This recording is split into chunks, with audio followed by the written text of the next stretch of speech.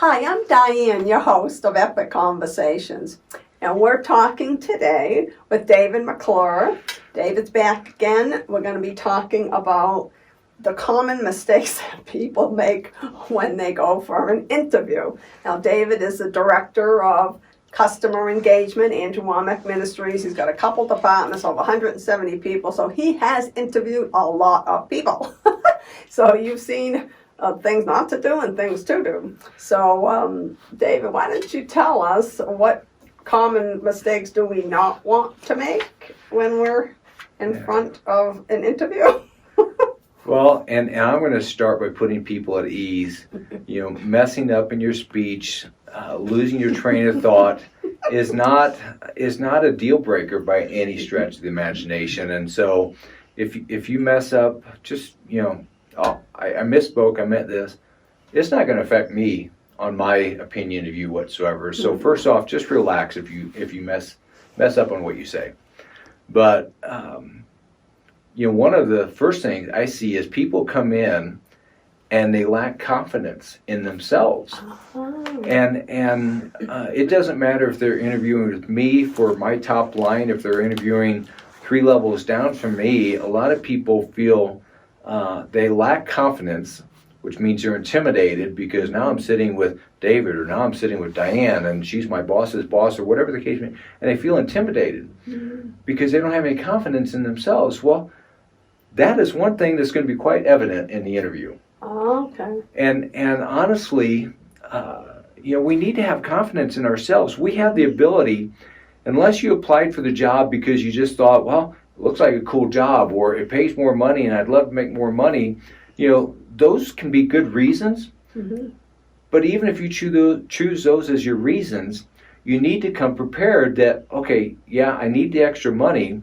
Now I have to convince myself that I have confidence that I can do this job. Because if I feel I have confidence I can do this job, then I just need to come in and show you that. So maybe people might have a lack of confidence because they say, well, I've never done that particular job. I might be able to with the training, and it sounds exciting. So maybe they could have a lack of confidence because, I've never done this before. But so if they haven't done that before, like you said, there needs to be a confidence that I can do all things through Christ, which strengthens me. So there has to be some kind of inner confidence. That's what you're saying? And where does your confidence come from? And I'm not going to speak from the biblical standpoint, but where do we gain our confidence? If I want to be a major league pitcher, baseball pitcher, we've talked sports a few times, I have to have gone out and thrown some pitches first. And then I have to have thrown some pitches with the batter standing up there where I have confidence I'm not going to hit him in the head or in the back or bounce it across the plate.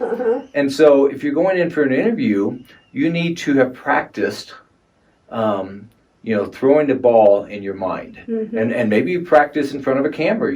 I've known people who have set up a camera and rehearsed an interview just so they were more comfortable. We go watch a movie, we watch a television show. Do you think the actor or actress just came in and okay, I'm going to say, well, Diane, it's good to meet you today. Well, Diane, that's a great top of your... No, they practice their lines to where they just come in and they deliver them. That just rolls off their tongue.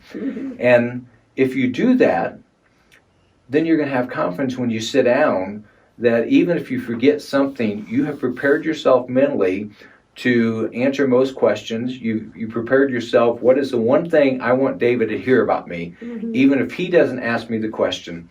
So the confidence comes from preparation, and lack of confidence comes from no preparation.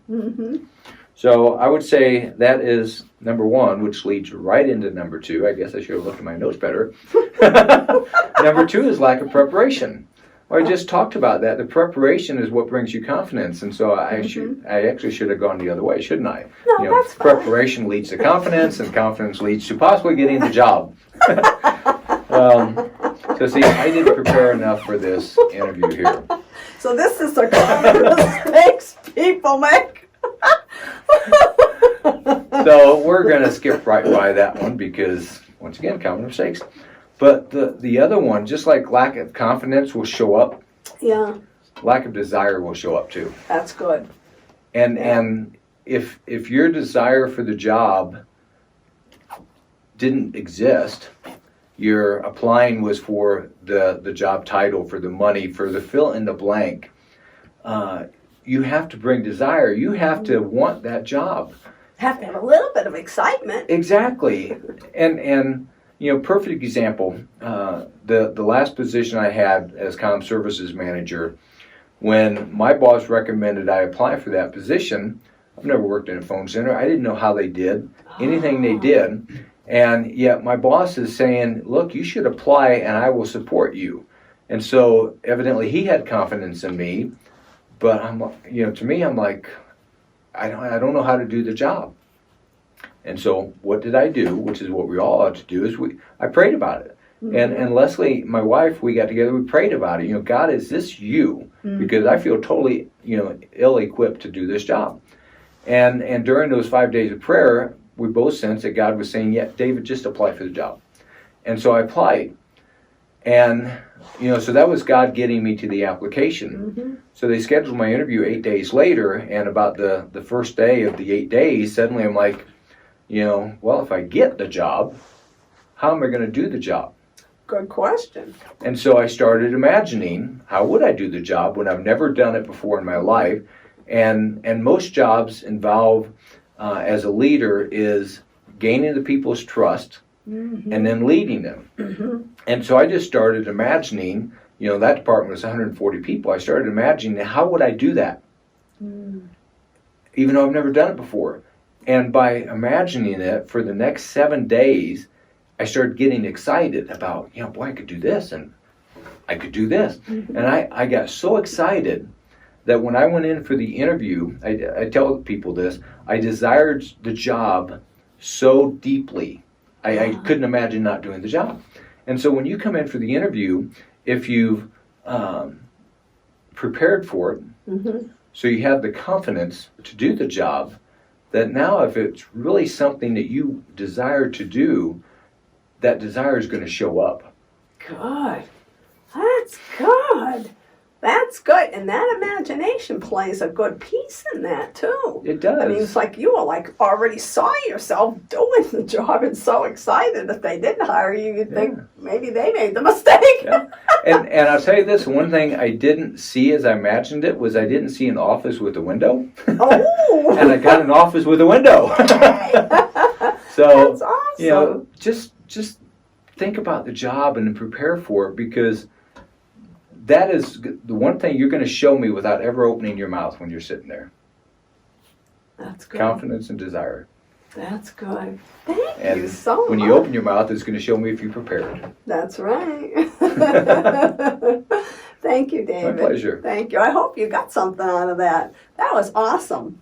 And we have enough episodes coming up with David, so stay tuned. And if you're enjoying this episodes, please subscribe to the channel and share it with a friend, too. In the meantime, have an epic day in the Lord.